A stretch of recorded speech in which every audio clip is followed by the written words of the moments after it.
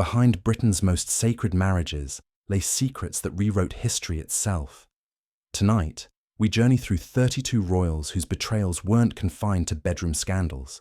They reshaped kingdoms, toppled dynasties, and altered the course of nations. From kings whose affairs sparked religious revolutions to princes whose indiscretions ended their futures, these are the stories history refused to forget. Love, power, and betrayal intertwined in ways that no palace could contain and no crown could conceal. Before we begin, make sure you are subscribed to the channel. Dim the lights, settle in, and let the pace slow. Feel free to leave a comment letting us know where you're listening from. We appreciate your company during these quiet hours. Now let's begin. Number 1. King Henry VIII, the king whose betrayals broke a kingdom. What happens when a king decides that faithfulness is simply no longer convenient? Henry VIII, who ruled England from 1509 to 1547, didn't merely cheat on his wives. He used infidelity as political instrument, each betrayal reshaping the religious, legal, and dynastic foundations of England itself. Born in 1491 as the spare who became heir, Henry transformed personal desire into state policy so seamlessly that the line between private betrayal and public revolution became impossible to draw. His marriage to Catherine of Aragon lasted over 2 decades before Henry decided he wanted someone else. But this wasn't a king simply growing tired of his wife. When Henry turned his attention to Anne Boleyn, he needed Catherine removed through legal rather than merely personal means. The annulment that followed wasn't granted. It was manufactured, requiring Henry to break with Rome itself because the Pope refused to dissolve his marriage. One man's infatuation didn't just end a marriage. It severed England from papal authority forever. The pattern repeated with devastating consistency. Anne Boleyn, who had waited years for Henry's attention, received it completely before being discarded when she failed to produce a male heir. The charges brought against her, adultery, treason, even witchcraft, were almost certainly fabricated, constructed specifically to eliminate someone Henry no longer wanted. History has never found credible evidence supporting these accusations, which means a queen was executed primarily because the king had moved on to someone else. Jane Seymour gave Henry what he desperately wanted: a son. Her death, shortly after childbirth, spared her the fate that might have awaited her had she survived long enough to disappoint him. Anne of Cleves received slightly more merciful treatment. Henry simply declared their marriage never consummated and annulled it quietly, though the humiliation of being discarded so publicly was its own kind of cruelty. Catherine Howard represented perhaps the most tragic betrayal. Young and inexperienced, she attracted Henry's attention at court before her past sexual history was revealed. Whether her early relationships constituted consensual affairs or coerced encounters remains debated by historians. But her execution for adultery, with Henry himself having been unfaithful to every previous wife, revealed the grotesque double standard that royal power enabled. Catherine Parr, his final wife, survived only because Henry died first. Historical evidence suggests she was preparing to flee when his death removed the danger, having seen what happened to women who failed to maintain his interest. What made Henry's betrayals extraordinary wasn't their number, but their consequences. Each infidelity produced political earthquake. Each discarded wife became historical event. Henry didn't just cheat, he demonstrated that for someone with absolute power, personal desire and national destiny were indistinguishable. Number 2, King Charles II, the king who made betrayal fashionable. Can a king make infidelity not merely acceptable, but celebrated? Charles II, who ruled from 1660 to 1685 after years of exile during the Puritan Commonwealth, returned to England determined that the moral severity of Cromwell's era would be replaced by something far more pleasurable. Born in 1630, Charles didn't merely cheat on his wife, Catherine of Braganza. He created an entire court culture in which infidelity became mark of sophistication and sexual conquest was treated as royal prerogative. Catherine arrived in England in 1662, expecting the devoted husband the marriage negotiations had implied. Within months, she discovered that Charles had maintained Barbara Villiers as mistress before the wedding and had absolutely no intention of abandoning her afterward. Rather than concealing this relationship, Charles installed Barbara at court, granted her titles and lands, and expected Catherine to accept her presence as a normal feature of royal life. The public humiliation Catherine endured was extraordinary, even by 17th century standards. When she first met Barbara Villiers at court, the encounter was staged almost as if Charles wanted his wife to witness her rival's status firsthand. Catherine attempted to maintain dignity, and historical sources suggest she eventually reached some accommodation with the situation. But the fundamental betrayal, being forced to share her husband with another woman who held more of his attention, never stopped being painful. Charles acknowledged at least 12 illegitimate children from his various relationships, several of whom he elevated to the peerage with ducal titles and substantial estates. These children weren't hidden away or quietly supported. They were announced, celebrated, and integrated into the aristocracy. The Duke of Monmouth, Duke of Richmond, Duke of Grafton, each title represented a specific affair, a specific instance of Charles choosing pleasure over marital fidelity, made permanent through royal recognition. What made Charles's betrayals particularly notable was how completely he normalized them. Previous kings had maintained mistresses, but most had shown at least some acknowledgement that infidelity violated the institution of marriage. Charles seemed genuinely to see no contradiction between his wedding vows and his behaviour afterward. He treated his mistresses as legitimate components of royal life rather than as shameful secrets. Catherine's response to these betrayals showed remarkable restraint. She maintained her position as queen, raised no public objections that might have embarrassed the crown, and eventually became one of the most sympathetic figures in the story. When Charles lay dying in 1685, Catherine was among those permitted at his bedside, the woman he'd betrayed most publicly, showing more loyalty than he'd ever demonstrated toward her. Charles's deathbed apology reportedly included acknowledgement of his infidelities, suggesting he understood the damage his conduct had caused, even if he'd been unable to stop it during his life. He died at 54, having demonstrated that when a king makes betrayal fashionable, an entire generation follows his example. Number 3. King Edward VII. The prince who cheated across continents. How does a man spend 60 years as Prince of Wales and use nearly every one of them to betray his marriage? Edward VII, who finally became king in 1901, spent his extraordinary apprenticeship not preparing for rulership but conducting affairs so numerous and so openly that historians have never been able to compile a complete list. Born in 1841 as Victoria's eldest son, Edward demonstrated that decades of waiting for power could be filled with betrayals that eventually became impossible to ignore. His marriage to Alexandra of Denmark in 1863 was arranged as political alliance, which perhaps reduced Edward's sense of obligation to it. But Alexandra was reportedly beautiful, gracious, and genuinely devoted to him, qualities that made his persistent infidelity not merely politically inconvenient, but personally cruel. Alexandra knew about his affairs. Everyone knew about his affairs. The only question was whether the next scandal would be severe enough to force some kind of reckoning. The Mordaunt divorce case of 1870 represented the first moment Edward's betrayals threatened his position directly. Lady Mordaunt accused her husband of infidelity and named Edward as one of her lovers. Edward was summoned to testify in court, an unprecedented public humiliation for a Prince of Wales. He denied the affair under oath, and the case was ultimately decided on other grounds, but the damage to his reputation was permanent.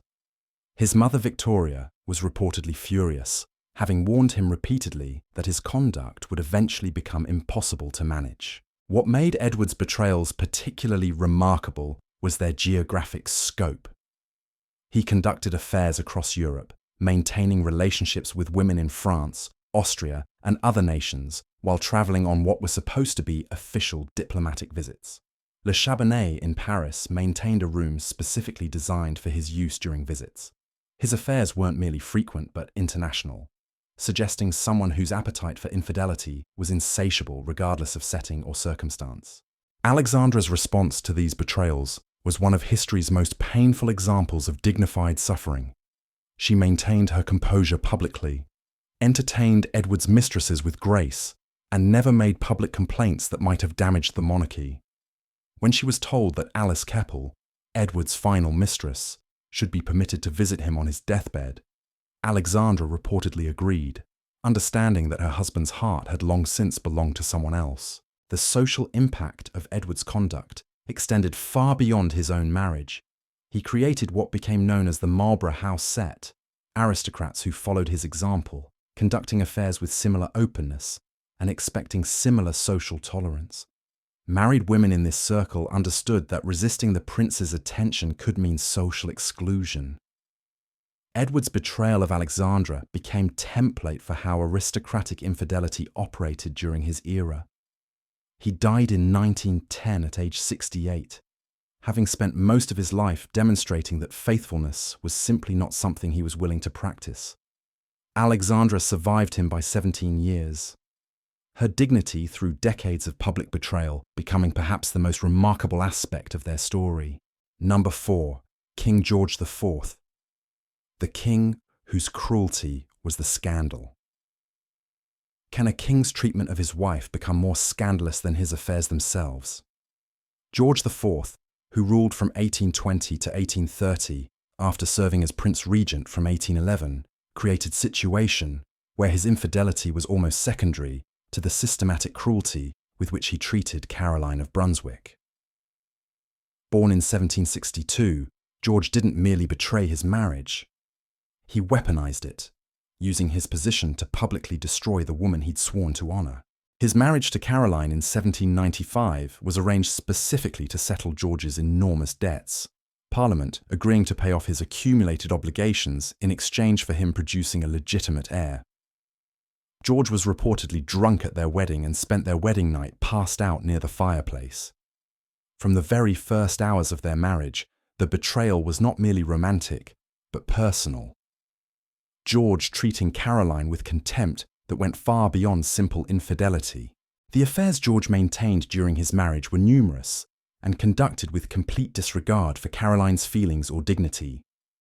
Mrs. Robinson, Lady Jersey, and numerous other women received his attention, while Caroline was excluded from court life and eventually from the royal household entirely. George didn't merely have mistresses, he actively worked to isolate his wife, removing her access to their daughter Princess Charlotte, and ensuring Caroline had no meaningful role in royal life. Caroline's response evolved over the years from wounded dignity to defiant counterattack. When she was excluded from official functions, she created her own social circle. When George attempted to divorce her through parliamentary trial in 1820, she returned from her years abroad to face the proceedings directly, forcing Parliament to examine both their conducts publicly. The trial revealed details of George's treatment of his wife that made even his supporters uncomfortable. The delicate investigation of 1806 had previously examined Caroline's conduct when George first attempted to damage her reputation. Caroline was cleared of the most serious accusations that she had been unfaithful or had an illegitimate child. But the investigation noted behavior that was not entirely consistent with the dignity of her station. George used this qualified finding to justify his continued hostility, though historians generally regard the investigation itself as politically motivated. When George finally became king in 1820, Caroline returned to England to claim her position as queen. George attempted to exclude her from his coronation through physical barriers and parliamentary legislation. The resulting public spectacle, a queen being forcibly prevented from entering the ceremony that should have honoured her marriage, became one of the most shocking moments in British royal history. The public largely sympathised with Caroline, seeing George's conduct as cruelty rather than legitimate grievance. Caroline's death just 3 weeks after the coronation, possibly from shock or illness triggered by the humiliation, ended the most public royal marriage betrayal in British history. George showed no visible grief, reportedly celebrating her death privately. He died in 1830 at age 67, having demonstrated that royal infidelity could become inseparable from systematic cruelty when a king decided his wife deserved to suffer for failing to meet his standards. Number 5. King Edward VIII. The king who chose love over everything. How does one man's affair end a monarchy? Edward VIII, who ruled for less than 11 months in 1936 before abdicating to marry Wallis Simpson, created the most consequential royal betrayal of the 20th century. Not through the affair itself, but through the choice he made when forced to choose between his marriage obligations to the crown and his personal desire. Born in 1894, Edward demonstrated that infidelity could become not merely personal scandal, but constitutional crisis. His pattern of affairs before Wallis Simpson was extensive and well documented. He maintained relationships with married women throughout his 20s and 30s, showing consistent preference for unavailable partners. Frieda Dudley Ward received his devotion for 16 years before being abruptly discarded when Wallis Simpson entered his life. The casual cruelty with which he ended that relationship, reportedly refusing to take her phone calls after years of deep attachment, revealed someone capable of complete emotional abandonment when his attention shifted. Wallis Simpson was already married to her second husband when Edward became infatuated with her in 1933. Rather than waiting for any natural resolution, Edward pursued the relationship with intensity that alarmed those closest to him. He brought Simpson to family gatherings, introduced her to his mother, and generally conducted himself as if the relationship were legitimate when everyone around him understood it was deeply problematic. The constitutional crisis that followed his decision to marry Simpson revealed how completely his personal desire had overridden his sense of duty. When the Archbishop of Canterbury and Prime Minister Baldwin explained that Simpson's divorce status made her unacceptable as queen, Edward faced clear choice: the woman he loved or the throne he'd been prepared from birth to occupy. He chose Simpson without apparent hesitation, his abdication speech framing the decision as romantic sacrifice, when it was actually abandonment of constitutional responsibility. What made Edward's betrayal particularly consequential was its impact on the monarchy itself. His brother George became king overnight, a man who stuttered severely and had never expected to rule. The entire royal family was forced to reorganize around Edward's choice, his niece Elizabeth eventually becoming queen decades earlier than anyone had anticipated. The abdication changed the monarchy's trajectory permanently, not because of the affair itself, but because Edward prioritized personal desire over the institution he represented. His conduct after abdication revealed the depth of his self-absorption. Rather than accepting his reduced status gracefully, he spent decades complaining about treatment he received, demanding recognition for Wallis that the royal family refused to grant, and generally behaving as if the world owed him compensation for consequences he'd created himself. His relationship with Nazi Germany added political dimension to his personal betrayal, suggesting his judgment was compromised far beyond romantic matters. The historical irony was that Edward's great love story proved disappointing in practice. He and Wallis lived together for 36 years after abdication, but their relationship became increasingly isolated and purposeless. The romance that had seemed worth sacrificing a kingdom for produced decades of exile, bitterness, and eventual mutual exhaustion. He died in 1972 at age 77, having demonstrated that choosing personal desire over duty created consequences that no amount of romantic devotion could justify or heal. Number 6. King Henry II, the king whose betrayals destroyed his family. Can a man's infidelity tear apart not just a marriage, but an entire dynasty? Henry II, who ruled England from 1154 to 1189, conducted affairs so openly and so carelessly that they didn't merely humiliate his wife Eleanor of Aquitaine, they destabilized his entire family, eventually contributing to rebellions by his own sons that brought him to his knees. Born in 1133, Henry built an empire stretching from Scotland to the Pyrenees, but his personal betrayals proved more destructive than any military defeat he ever suffered. His marriage to Eleanor was one of medieval Europe's most consequential unions. Eleanor brought the wealthy Duchy of Aquitaine to their marriage, making Henry ruler of territories that dwarfed the English crown's holdings. She was intelligent, politically active, and genuinely engaged in governance, not merely a decorative presence, but a ruling partner whose counsel Henry valued, at least initially. Their early years together suggested partnership between equals, two formidable personalities building something remarkable. The affairs began appearing in historical record within years of their marriage. Henry's relationship with Rosamond Clifford became the most notorious, historical sources suggesting he maintained her in a dedicated residence where he could visit freely. Unlike kings who maintained mistresses with at least some pretense of discretion, Henry seemed almost indifferent to Eleanor's knowledge of his betrayals. Contemporary chroniclers noted how completely he disregarded his wife's feelings, treating her humiliation as simply irrelevant to his desires. What elevated Henry's infidelity beyond personal scandal was how it damaged the political relationships that held his empire together. Eleanor was not merely his wife, but ruler of Aquitaine in her own right. Her growing resentment at Henry's betrayals gradually transformed into political opposition, Eleanor withdrawing her support and eventually aligning herself with their sons against Henry. The personal betrayal became political rebellion, the humiliated wife becoming dangerous enemy. The crisis reached its peak when Eleanor actively supported rebellions by their sons Richard, Geoffrey, and John against their father. Historical sources describe how completely the family had fractured, three sons fighting their father simultaneously, while their mother encouraged them from prison after her capture.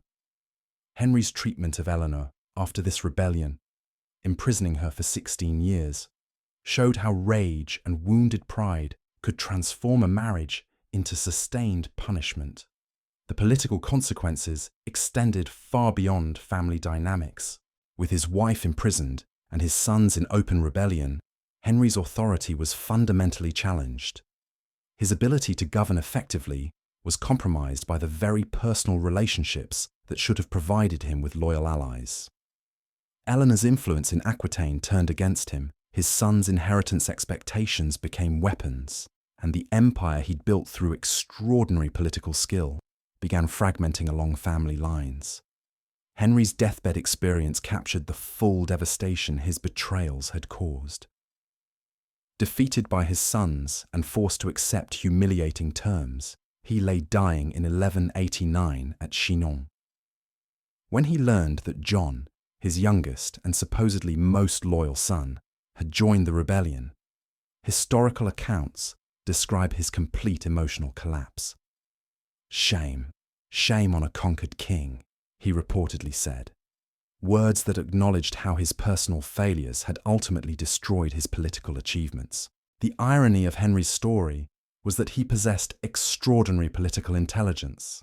He reformed English law, built efficient administrative systems, and governed with remarkable skill. Yet he couldn't apply any of this intelligence to managing his personal relationships. His betrayals were not the actions of someone who lacked understanding of consequences, but of someone who simply didn't care enough about his wife to restrain himself. The empire he built through genius was undermined by indifference, and history remembers his betrayals as clearly as his achievements. Number 7. King John.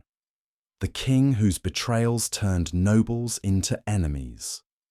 What happens when a king uses his position to pursue the wives and daughters of the men whose loyalty he desperately needs? King John, who ruled England from 1199 to 1216, conducted himself in ways that transformed his personal betrayals into political catastrophe, alienating the very nobility whose support was essential to maintaining royal authority. Born in 1166 as the youngest son of Henry II, John inherited a throne already weakened by his father's failures and proceeded to make everything worse through conduct that shocked even an age accustomed to royal excess. His marriage to Isabella of Gloucester was annulled in 1199 on grounds of consanguinity. The couple were too closely related for the church to sanction their union. John then married Isabella of Angoulême, a young woman whose family controlled critical territory in France. This marriage was politically necessary, but John's treatment of Isabella revealed someone more interested in possession than partnership. He kept her largely isolated, showed little attention to her feelings, and conducted himself with attitudes toward women that extended far beyond his marriage. The accusations leveled against John by contemporary chroniclers were serious and persistent enough that historians take them seriously, despite the difficulty of proving medieval allegations. Reports describe John pursuing married noblewomen, using royal authority to make refusal politically dangerous. When a king expressed interest in a nobleman's wife or daughter, declining carried real risk of losing favour, land, or position. This created an environment where consent became impossible to freely give, the king's desire functioning as implicit command. The specific case that most damaged John's reputation involved his treatment of the de Braos family. William de Braos was one of the most powerful nobles in Wales, and his relationship with John deteriorated catastrophically. Historical sources suggest John's attention toward de Braos's wife Maud contributed to their falling out, though the political dimensions were complex. What followed was devastating. John pursued the entire de Braos family with vicious determination, eventually destroying them completely. Whether the pursuit was purely political or motivated partly by personal grievance remains debated. The broader impact of John's conduct on royal authority was severe. When nobles fear that their wives and daughters aren't safe from the king's attention, loyalty becomes conditional at best. The aristocracy that should have supported John's reign instead viewed him with a combination of fear and resentment that undermined every political relationship he needed to maintain. His personal betrayals weren't merely private failures, but systematic erosion of the trust upon which feudal governance depended. The Magna Carta of 1215, which fundamentally limited royal power in England, grew directly from accumulated grievances against John's conduct. While the document addressed many issues beyond personal behaviour, the atmosphere of fear and resentment that John's treatment of noble families created provided essential motivation for the barons' rebellion. They wanted not merely political concessions, but assurance that the king couldn't simply take what he wanted from those he was supposed to govern. John's attempts to rebuild relationships after Magna Carta showed he understood the damage his conduct had caused, but lacked capacity to genuinely change. He made temporary concessions, then violated the Charter's terms almost immediately, suggesting that the personal impulses driving his behaviour remained unchanged regardless of political consequences. He died in 1216 at age 49 during a military campaign. His reign remembered as one of England's most disastrous, precisely because his personal betrayals had destroyed the relationships upon which effective governance depended. The barons who'd fought him weren't merely political opponents, but men whose families had been personally threatened by their king's conduct. Number 8. King Edward IV. The king whose impulsive love wrecked everything. Can a single impulsive decision to marry for love destroy years of careful political alliance building? Edward IV, who ruled England from 1461 to 1483 with brief interruption, demonstrated that royal infidelity and romantic impulsiveness could undermine the very political foundations upon which a king's power depended.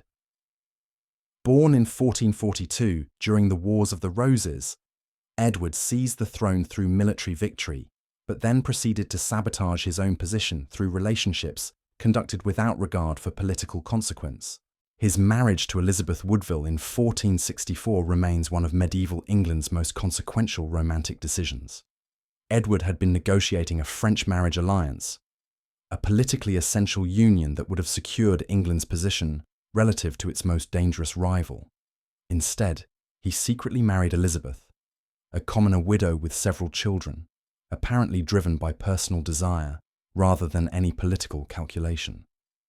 The marriage was conducted so secretly that when it became public, Edward's chief advisor, Richard Neville, Earl of Warwick, was left humiliated and furious. The political fallout was immediate and severe. Warwick had been Edward's most important supporter, the man whose military power had helped place Edward on the throne.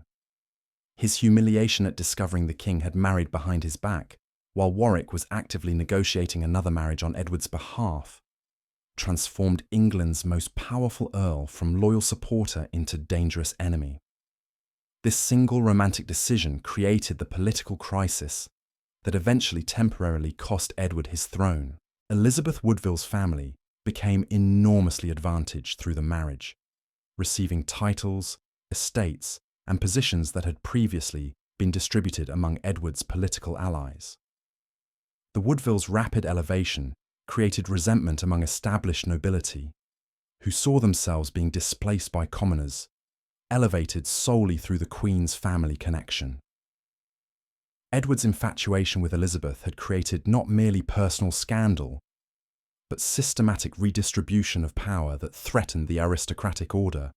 Edward's conduct during his brief exile in 1470 demonstrated how completely his personal life had destabilized his political position.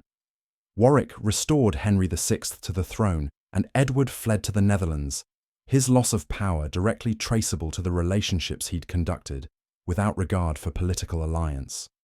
His return and victory in 1471 showed military capability, but the underlying pattern of privileging personal desire over political necessity continued throughout his reign. His later years saw Edward conducting affairs that created further complications. His relationship with Elizabeth Shaw became particularly well documented, Shaw being one of several mistresses Edward maintained while married to Elizabeth Woodville. The contrast between his passionate secret marriage and his subsequent casual infidelity suggested that the romantic devotion motivating his initial decision had faded, replaced by the same pattern of impulsive desire that had characterized his entire personal life. The succession crisis following Edward's death in 1483 revealed the ultimate consequences of his impulsive romantic decisions. His sons were young, the Woodville family's elevation had created enemies everywhere, and the political foundations needed to protect a child, kings simply weren't strong enough. Edward's brother Richard seized the throne, and Edward's sons disappeared in the Tower of London, the famous Princes in the Tower, whose fate remains one of history's greatest mysteries. Edward died at age 40, his reign demonstrating that romantic impulsiveness in a king created consequences extending far beyond personal relationships. His decision to marry for love rather than political necessity set in motion a chain of events that ultimately destroyed his dynasty and left his sons to the most tragic fate in English royal history. Number 9. Prince Andrew. The prince whose public role ended early. How can a royal career come to an abrupt halt despite decades of service and dedication? Prince Andrew, Duke of York, born in 1960, spent decades fulfilling royal duties through military service and official engagements before circumstances led to the end of his public role. His story demonstrates how a royal's standing depends as much on perception and public trust as on formal achievements. Andrew's early career was marked by distinction. He served in the Royal Navy during the Falklands War, earning respect for his active military service. His marriage to Sarah Ferguson in 1986 appeared to provide the stable personal foundation expected of a senior royal. For years he undertook trade missions, official events and charitable work, representing the monarchy at home and abroad. Over time, scrutiny of his public and personal associations intensified. Media attention, social commentary, and public debate gradually called his suitability for official royal duties into question. In response to this environment, and after consultation with the royal household, Andrew was withdrawn from public royal engagements, stripped of military titles and honorary positions, and no longer performs official duties on behalf of the monarchy. The royal family's decision reflected the importance placed on maintaining public confidence in the monarchy. Andrew's official removal demonstrates how quickly circumstances can alter a senior royal's career, regardless of prior accomplishments. His situation is an example of the modern media landscape's influence on public perception, showing that a royal's responsibilities depend not only on formal authority, but on public trust and reputation. Number 10. Princess Margaret. The princess whose heart was always at war with her crown.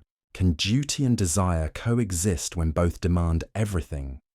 Princess Margaret, younger sister of Queen Elizabeth II, lived from 1930 to 2002, spending her entire life navigating the painful intersection between what the monarchy required and what her heart demanded.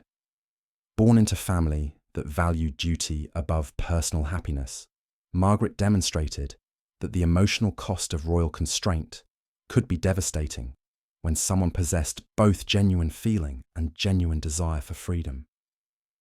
Her relationship with Peter Townsend became one of the most publicly documented royal love stories of the 20th century. Townsend served as equerry to King George VI, and Margaret's attraction to him became apparent to observers during the royal family's tour of South Africa in 1947. Their relationship developed gradually, but its significance became undeniable when photographs captured Margaret removing a piece of lint from Townsend's uniform, a gesture of intimate familiarity that newspapers immediately recognized as evidence of romantic feeling. The constitutional and religious barriers to their relationship were severe. Townsend was divorced, and under the Royal Marriage Act and the expectations governing senior royals in the 1950s, Margaret could not marry a divorced man without parliamentary permission and without likely losing her place in the succession. The situation required her to choose between the man she loved and her royal position, a choice made publicly because the press had already made their relationship front-page news. Margaret's eventual decision not to pursue the marriage was announced in 1955, and her statement made clear that religious duty and royal responsibility had prevailed over personal desire. The statement was dignified and sincere, but historical accounts suggest the decision caused her genuine anguish.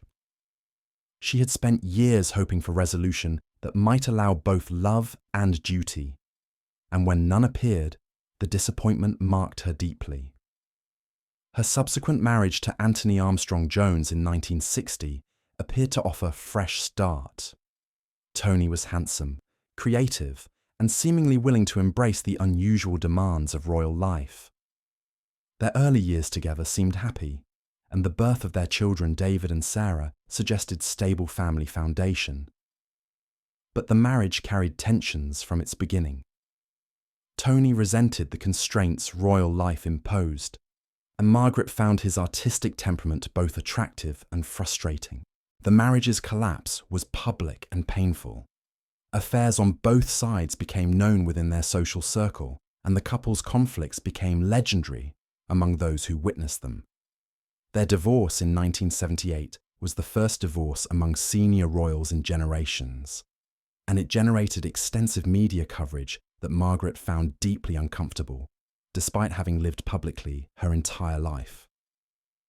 Her later years were marked by health problems, connected partly to heavy smoking and drinking, that suggested someone managing emotional pain through substances rather than confronting it directly. The stroke she suffered in 2002 left her partially paralyzed, and she died later that year at age 71. Margaret's story illustrates the particular cruelty of royal constraint when applied to someone with genuine emotional depth.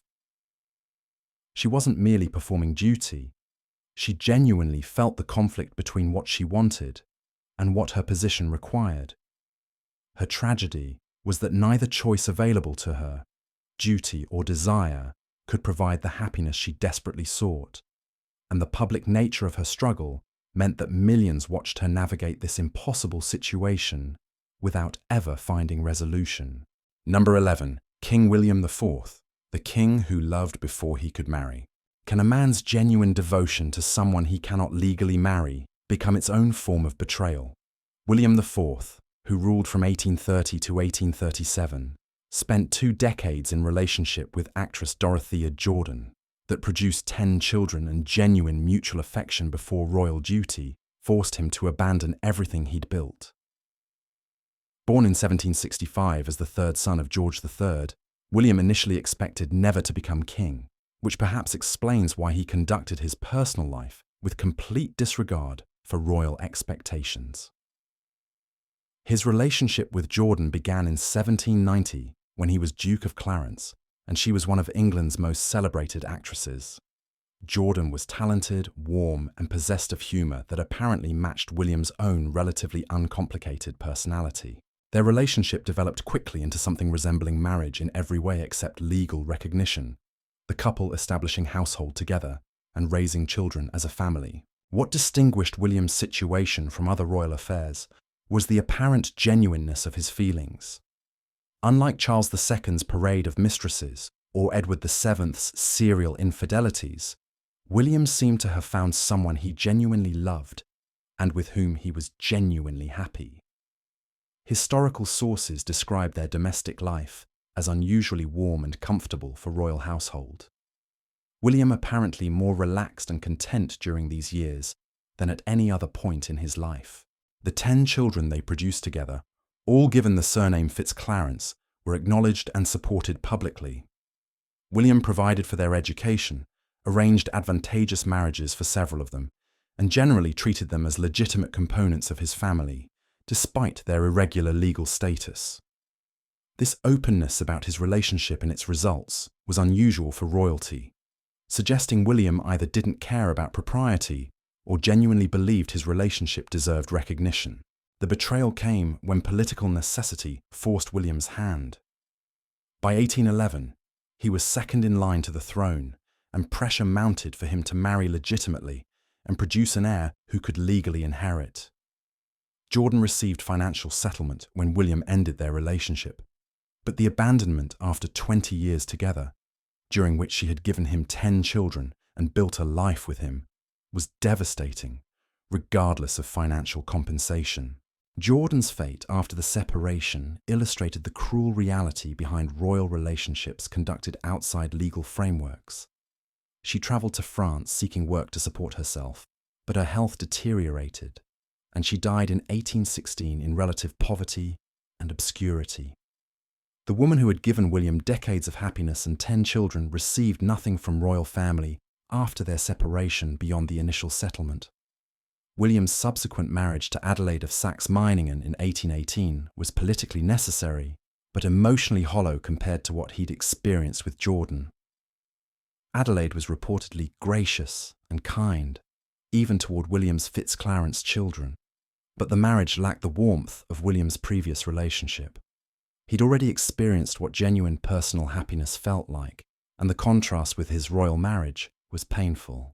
When William unexpectedly became king in 1830 at age 64, his past became subject of public scrutiny. The 10 Fitzclarence children were acknowledged, but could not inherit royal titles or the throne. William's betrayal of Jordan, forced by duty, but no less real for being forced, haunted his final years.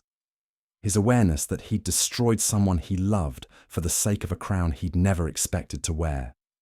He died in 1837 at age 71, having demonstrated that royal duty could force betrayals even when the heart was entirely unwilling, and that the human cost of such forced choices fell most heavily on those least equipped to bear it.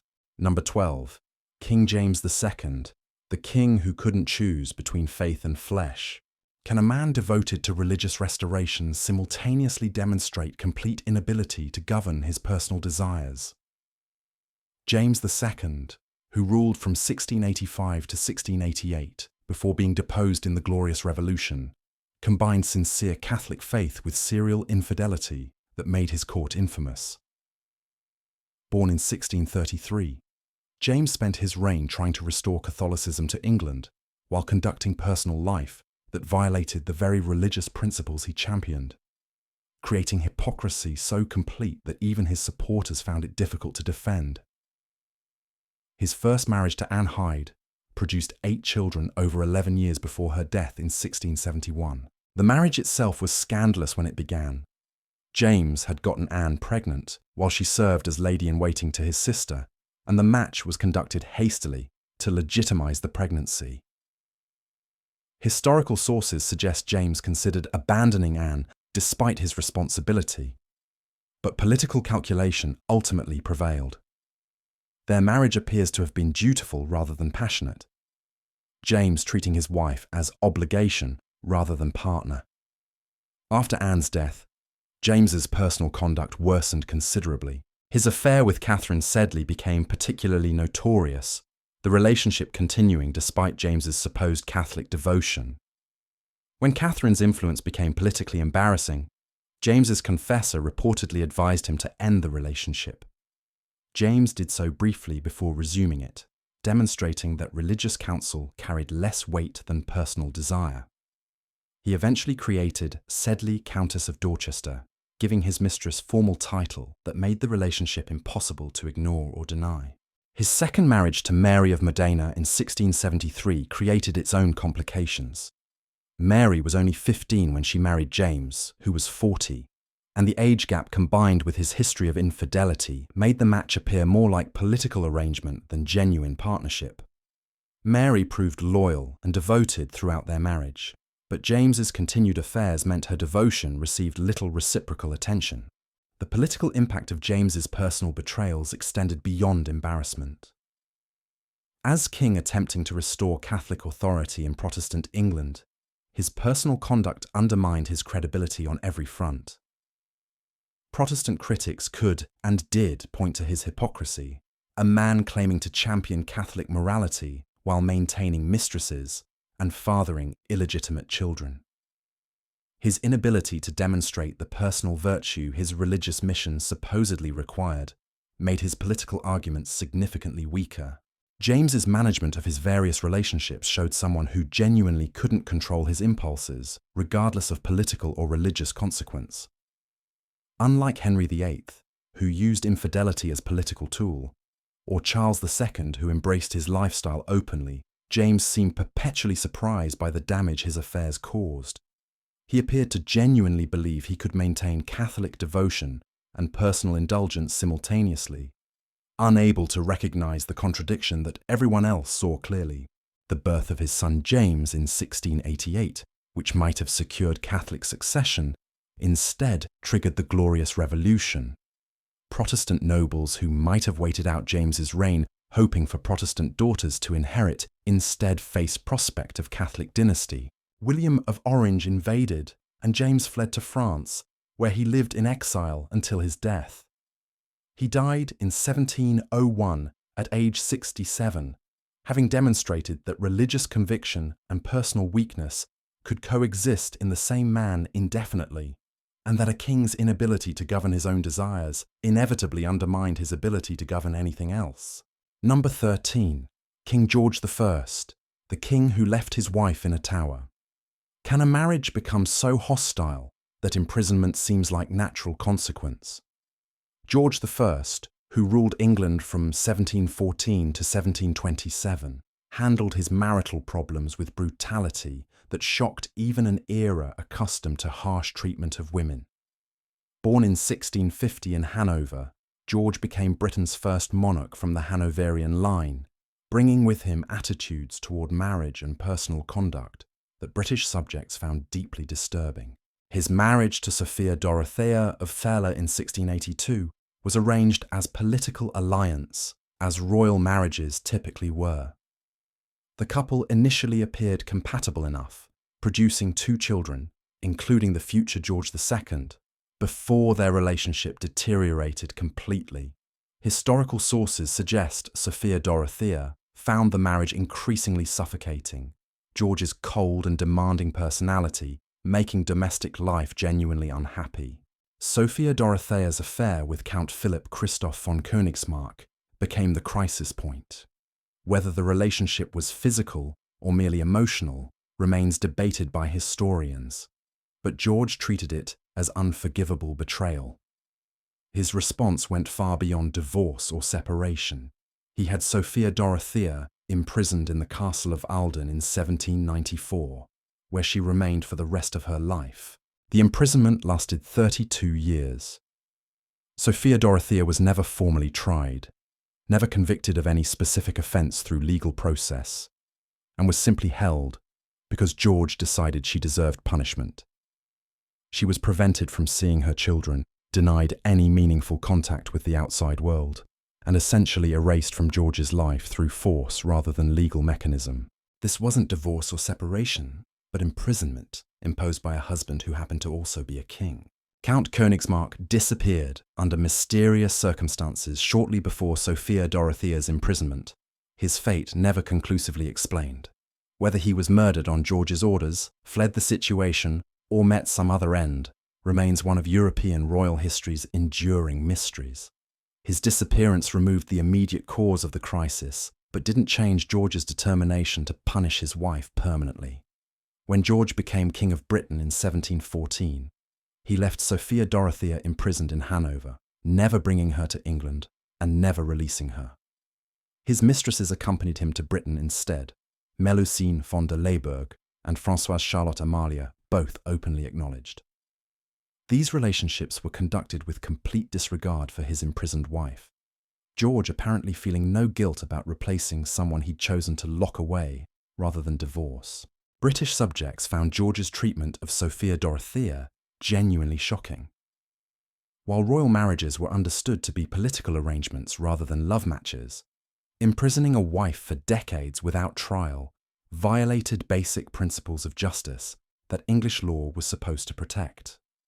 George's position as king placed him above the legal system he was supposed to represent, and his use of that position to punish a woman through indefinite imprisonment revealed something about his character that his subjects found deeply troubling. Sophia Dorothea died in 1726, still imprisoned, having spent over 3 decades confined because she dared to seek emotional connection outside a marriage that provided her none. George survived her by only a year, dying in 1727 during a visit to Hanover. His treatment of his wife remains one of the most extreme examples of royal betrayal of marriage, not through infidelity alone, but through the systematic destruction of someone he'd promised to honour. Number 14. King George II, the king who wore his betrayals publicly.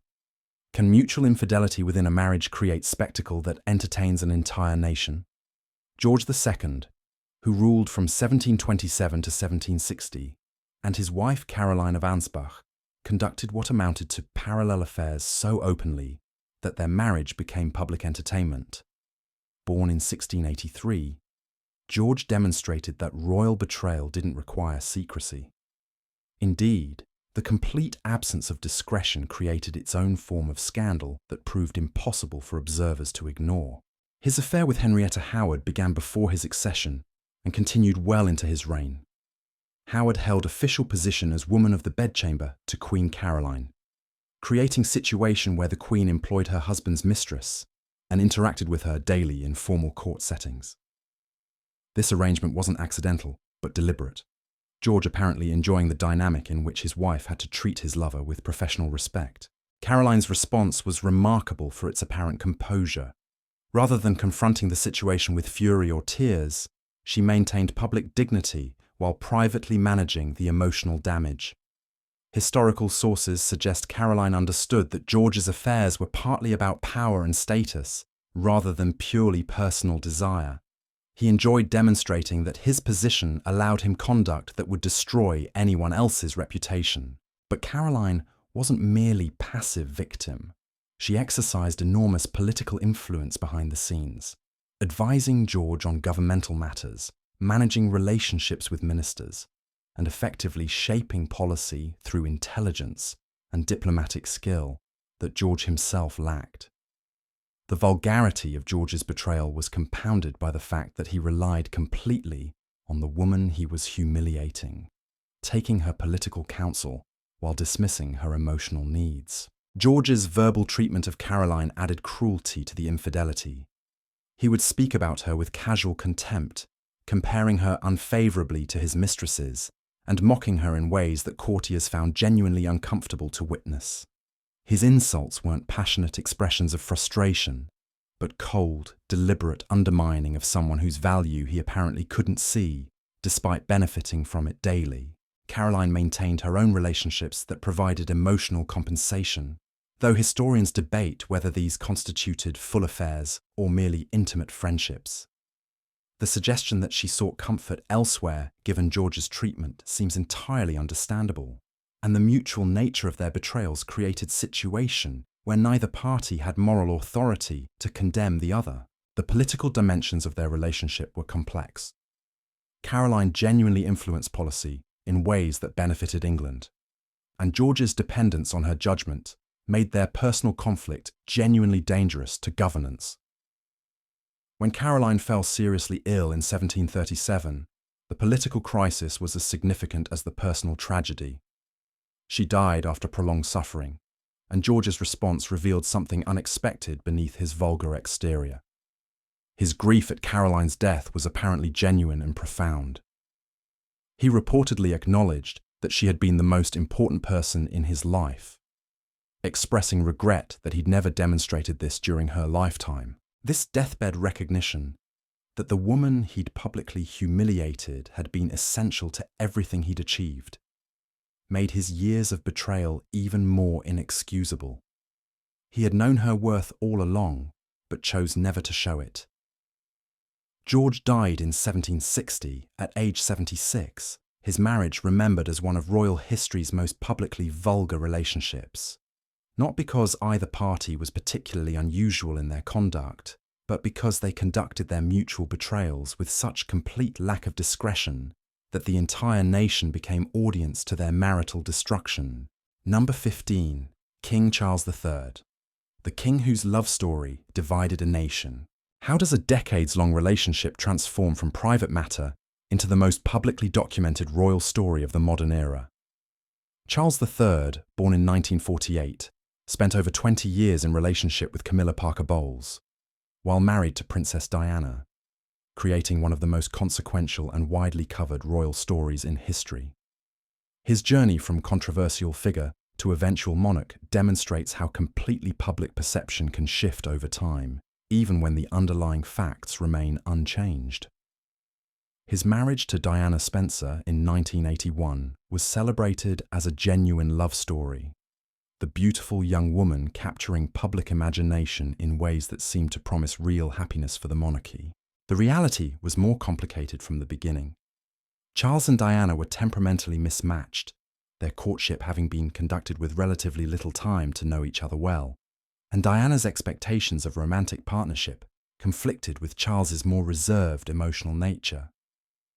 Charles's relationship with Camilla was established before his marriage to Diana and resumed afterward.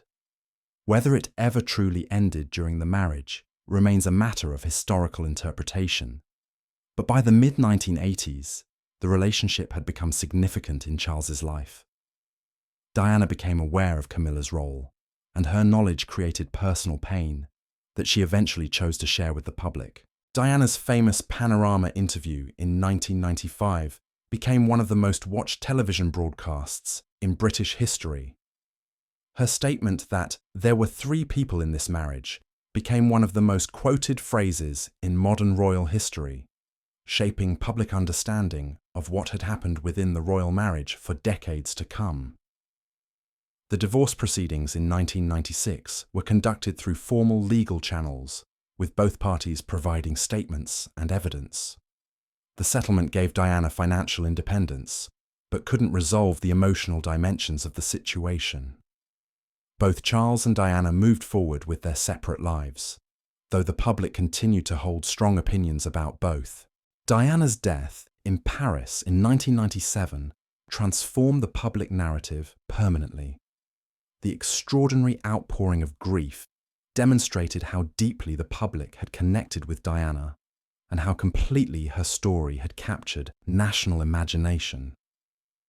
Charles's position became more complicated in the aftermath, public sympathy overwhelmingly directed toward Diana rather than toward him. His subsequent marriage to Camilla in 2005 represented formal acknowledgement of the relationship that had generated so much public attention.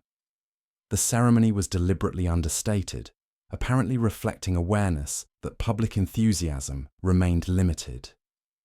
Queen Elizabeth's decision to describe Camilla as Queen Camilla in her 2022 Christmas broadcast signaled institutional acceptance that had taken decades to develop. What makes Charles's story particularly significant is how it demonstrates the relationship between public perception and time. In the 1990s, his conduct was widely viewed through lens of Diana's suffering. By the time of his accession in 2022, the narrative had evolved considerably. Camilla had gradually become an accepted figure within royal family, and Charles's decades of public service had demonstrated commitment to duty that many observers acknowledged, regardless of their feelings about his personal history. His accession to the throne demonstrated that the monarchy as institution proved resilient enough to accommodate his history while moving forward. Public perception of royal figures shifts over decades, and Charles's story illustrates how completely the narrative surrounding a royal can evolve when the passage of time allows fresh perspective to replace the intensity of initial reaction. Number 16. Prince Philip, the Duke who carried the weight of silence. Can the absence of scandal become its own kind of story? Prince Philip, Duke of Edinburgh, lived from 1921 to 2021, spending 73 years married to Queen Elizabeth II, while navigating unique pressures that came with being husband to the world's most scrutinized woman. Born into Greek and Danish royal families, Philip's story isn't primarily about proven betrayal, but about how the extraordinary demands of royal life created situation where even faithful devotion could be questioned by those looking for scandal. His marriage to Elizabeth in 1947 was genuinely romantic by royal standards. The couple had known each other since childhood, and Elizabeth had pursued the match with determination, despite family reservations about Philip's background. Their wedding took place just 2 years after the end of the Second World War, in an atmosphere of national celebration that reflected genuine public affection for the young princess and her chosen husband. The early decades of their marriage appeared to demonstrate genuine partnership. Philip gave up his naval career, his Greek royal titles, and even his family surname to support Elizabeth's position. He undertook thousands of official engagements, supported charitable causes, and provided the stable presence behind the throne that constitutional monarchy required.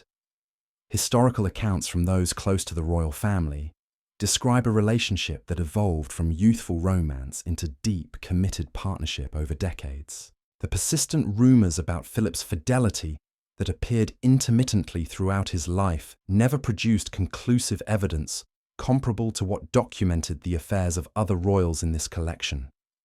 Various women were linked to him through gossip and media speculation, but these allegations remained firmly in the category of rumor rather than verified fact. The distinction matters significantly. Throughout this collection, we've examined royals whose affairs were documented through letters, court records, legal proceedings, or their own admissions. Philip's situation was fundamentally different. His relationship with Princess Marina of Greece generated particular public interest.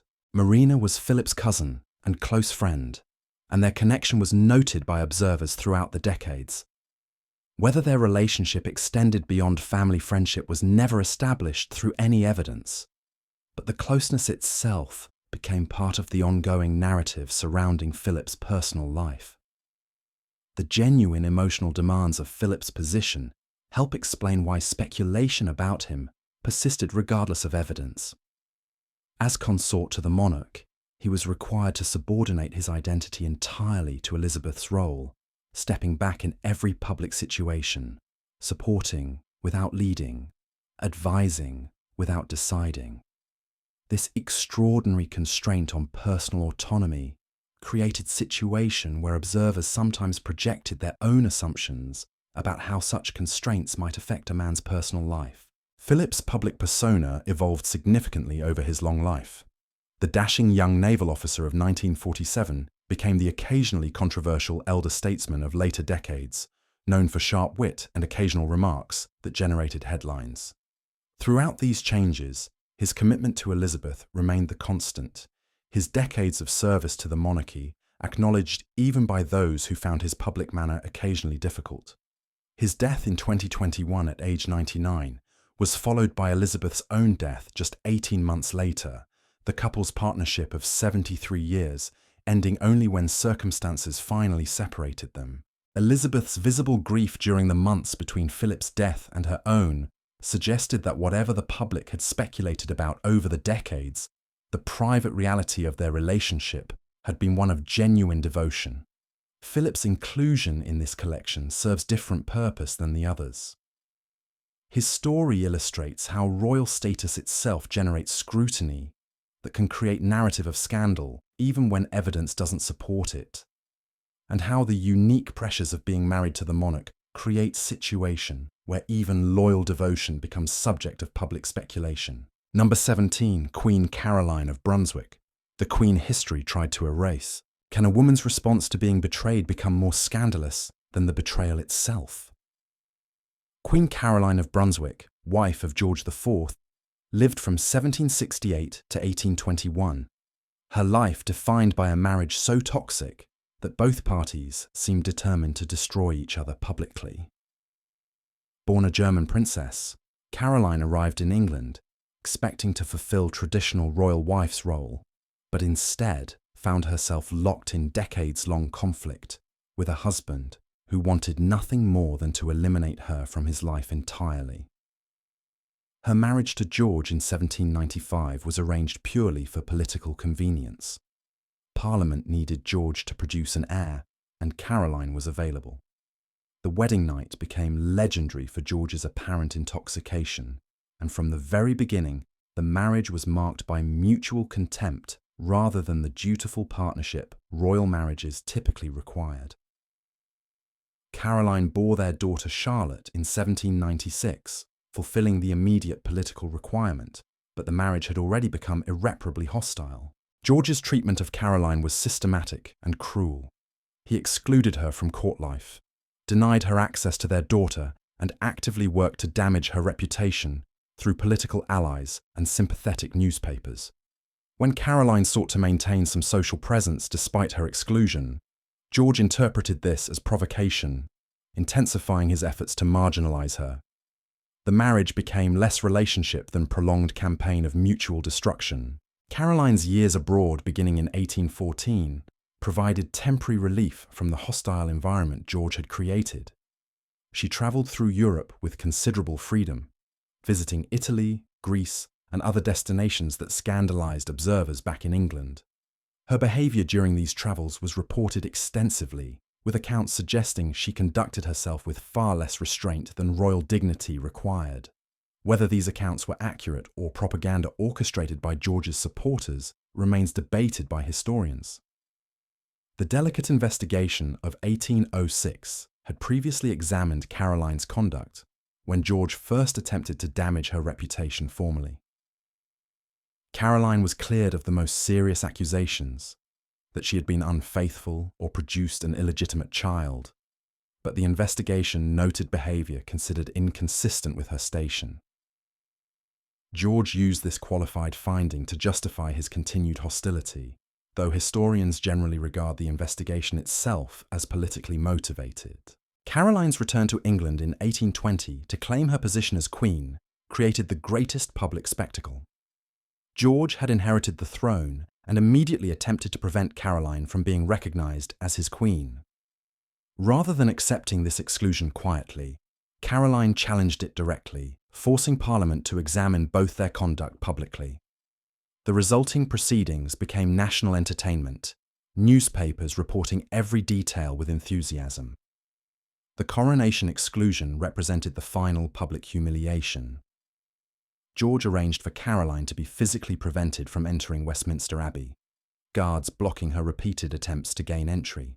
The public watched this spectacle with mixture of sympathy for Caroline and disgust at George's treatment of her. Caroline's dignity throughout the confrontation contrasted sharply with George's vindictiveness. Caroline died just 3 weeks after the coronation, her health apparently destroyed by the accumulated stress of decades spent fighting a husband determined to eliminate her. Whether her death was connected to the physical and emotional toll of the coronation confrontation remains matter of historical speculation, but the timing suggested that her body finally surrendered to pressures that her spirit had resisted for years. Her story illustrates how completely royal betrayal could consume an entire life. Caroline never escaped the marriage that had defined her from the moment she arrived in England, the conflict with George becoming the organizing principle around which everything else revolved. She died having neither won nor lost definitively, simply worn away by decades of sustained hostility from someone who should have honored her. Number 18. Prince Albert Victor, the prince whose reputation outlived his life. Can rumors about someone who died young create lasting scandal that shapes how history remembers them?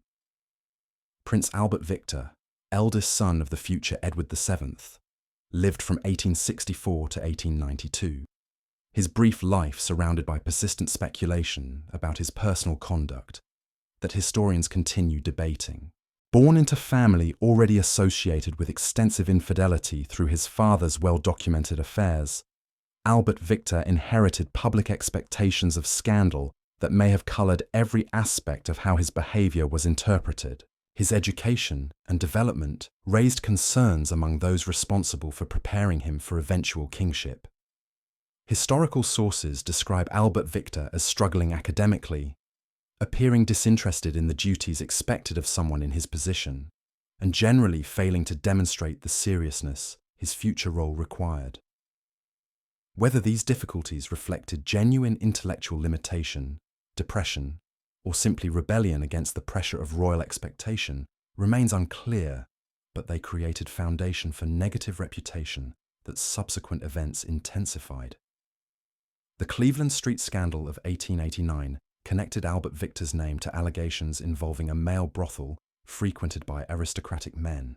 While no definitive evidence of Albert Victor's personal involvement was ever established, his name circulated in the gossip surrounding the case, and the association damaged his reputation regardless of whether the specific allegation was accurate. The scandal itself involved several aristocratic men and generated significant public attention, with Albert Victor becoming one of several names mentioned in connection with the proceedings. His social conduct at Cambridge and afterward generated additional negative attention. Contemporary accounts describe behavior that suggested someone more interested in pleasure than duty, his lifestyle apparently inconsistent with what was expected of a future heir to the throne. The specific nature of these concerns was often left deliberately vague in contemporary reporting, Victorian journalistic conventions preventing explicit discussion of the behaviours being implied. The conspiracy theories that later connected Albert Victor to the Jack the Ripper murders were almost certainly entirely without foundation. These theories, developed decades after his death, reflected more about popular fascination with royal scandal than about any historical evidence. However, the fact that people found it plausible that a royal prince could be connected to such horrifying crimes indicated how completely his reputation had been damaged by other conduct and speculation. His engagement to Princess Mary of Teck in 1891 appeared designed partly to provide stability and respectability. The match was reportedly arranged with awareness that Albert Victor needed the grounding influence of marriage and family responsibility. Mary was considered an excellent match, intelligent, capable, and well suited to royal duties, and the engagement seemed to promise the serious partnership that might have redirected Albert Victor's life. His sudden death from influenza in January 1892, at age 28, removed him from history before his character could be fully established. He had been engaged for barely a month when he became ill, and his death shocked the royal family. His brother George inherited both his position as heir and eventually his intended bride, Mary of Teck, becoming George's wife in what proved to be remarkably successful royal marriage. Albert Victor's story illustrates how completely a young death can fix reputation permanently. He never had opportunity to demonstrate whether he would have grown into his responsibilities, whether the rumors surrounding him reflected genuine conduct or merely expectation shaped by his father's well-known lifestyle, or whether marriage and maturity might have transformed him into capable monarch. History remembers him through the lens of speculation and rumor, frozen at age 28 before any of the questions surrounding his character could be definitively answered. Number 19. King Henry I, the king who built a dynasty from scandal. Can illegitimate children become political assets rather than merely evidence of personal failing? Henry I, who ruled England from 1100 to 1135, fathered more acknowledged illegitimate children than any other English monarch, at least 24, possibly more. Born around 1068, Henry demonstrated that royal infidelity could serve dynastic purposes when managed with sufficient political skill, though the ultimate consequences of his prolific affairs proved devastating to the very succession he tried to secure. His marriage to Matilda of Scotland in 1100 was politically advantageous, connecting Henry to the Anglo-Saxon royal line and providing legitimacy to his claim. The marriage appears to have been respectful if not passionate, producing two legitimate children, William and Matilda. Yet Henry maintained numerous relationships outside this marriage throughout his reign, his affairs so numerous and so openly acknowledged that they became a defining feature of his kingship, rather than embarrassing secret. What distinguished Henry's infidelity from other monarchs in this collection was his systematic approach to managing its consequences. Rather than hiding his illegitimate children or supporting them quietly, he acknowledged them publicly and deployed them politically. Sons received military commands and positions of authority. Daughters were married strategically to nobles whose loyalty Henry wanted to secure. His illegitimate offspring became a network of loyal supporters scattered throughout the aristocracy, each one bound to Henry through family connection as well as political interest. Robert of Gloucester, Henry's illegitimate son, became one of the most capable military leaders of his generation, serving his father loyally throughout his reign. Robert's legitimacy as Henry's son, acknowledged publicly despite his irregular birth, gave him authority and respect that purely political appointment couldn't have provided. Henry had transformed his personal indulgence into genuine political resource, creating a loyal supporter whose devotion was reinforced by blood connection. The political value of this network became apparent during Henry's reign, when various crises required loyal military support that his illegitimate sons provided. They fought for him, governed territories on his behalf, and maintained order in regions where trusted leadership was essential. The affairs that produced them were personally scandalous, but politically productive, a calculation Henry seemed to have made consciously. The succession crisis that followed Henry's death demonstrated both the value and limitation of this strategy. When his legitimate son William died in the White Ship disaster of 1120, Henry's only legitimate heir was his daughter Matilda. English law and custom strongly preferred male succession, making Matilda's claim controversial despite Henry's repeated efforts to secure noble support for her. Henry's numerous illegitimate sons represented obvious alternative candidates. They were male, capable, and loyal. But their illegitimate birth made them legally ineligible for the throne, regardless of their ability or Henry's preference. The very affairs that had created Henry's most loyal supporters had produced children who couldn't legally inherit what he'd built. His personal indulgence, however politically managed during his lifetime, had created a succession problem that no amount of political skill could resolve. The civil war that followed Henry's death, known as the Anarchy, devastated England for nearly 20 years. Matilda and Stephen of Blois contested the throne, and the resulting conflict destroyed much of the peace and prosperity Henry had maintained. Robert of Gloucester fought brilliantly for his half-sister Matilda, demonstrating the loyalty Henry had cultivated. But even his military skill couldn't prevent prolonged devastation. Henry died in 1135 at age 67, reportedly from eating too many lampreys despite medical advice. His prolific infidelity had created remarkable political network during his lifetime, but ultimately failed to secure the succession he'd worked so hard to establish, demonstrating that even the most politically managed personal conduct carries consequences that extend beyond any single reign. Number 20. King William the Conqueror, the king whose loyalty was tested. Does history's most famous conqueror deserve reputation for marital fidelity? Or does the medieval record reveal a more complicated picture? William the Conqueror, who ruled England from 1066 to 1087, is often presented as unusually faithful husband by medieval standards. Born around 1028 in Normandy, William's personal conduct receives less attention than his military achievements.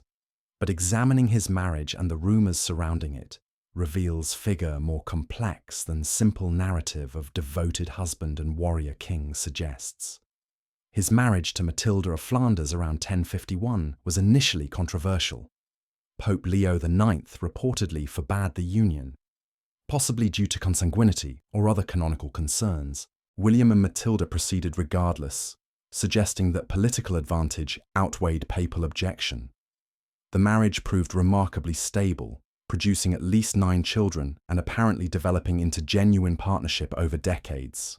Historical sources generally present William and Matilda as an unusually compatible royal couple. Matilda accompanied William on campaigns, governed Normandy effectively in his absence, and appears to have been a genuine political partner rather than merely decorative presence. Their relationship provided stability that contrasted with the chaotic personal lives of many medieval monarchs, and this stability contributed directly to William's political success. Yet medieval chronicles contain hints of complexity beneath this apparently harmonious surface. Some sources suggest William's early courtship of Matilda was forceful enough to trouble contemporary observers, with accounts describing physical confrontation during their courtship that seems difficult to reconcile with picture of loving partnership. Whether these accounts reflect genuine events or later embellishment remains debated, but their existence suggests the relationship's origins were more complicated than simple romantic devotion. The rumours that occasionally surfaced about William's personal conduct were never substantiated, but reflected broader medieval suspicions about powerful men. His close relationship with certain male companions generated speculation that chroniclers recorded in deliberately vague terms, the medieval period's conventions for discussing such matters, making explicit documentation difficult to interpret. Whether these rumours reflected genuine conduct or merely the tendency of chroniclers to attach scandalous allegations to powerful figures remains genuinely uncertain. What makes William's story particularly interesting for this collection is how it illustrates the challenges of examining medieval royal personal lives. The documentary record from this period is fragmentary, often written by monks with particular perspectives and frequently shaped by political allegiances rather than journalistic objectivity. Separating what William actually did from what chroniclers wanted readers to believe he did requires careful historical analysis that doesn't always produce definitive answers. His treatment of Matilda during his reign demonstrated genuine respect by medieval standards. He consulted her on matters of governance, supported her authority in Normandy, and included her in official ceremonies in ways that suggested partnership rather than mere possession. When she died in 1083, William reportedly observed mourning genuinely, his subsequent years appearing diminished by her absence. The contrast between William's apparently stable marriage and the serial infidelities of monarchs examined elsewhere in this collection is itself historically significant.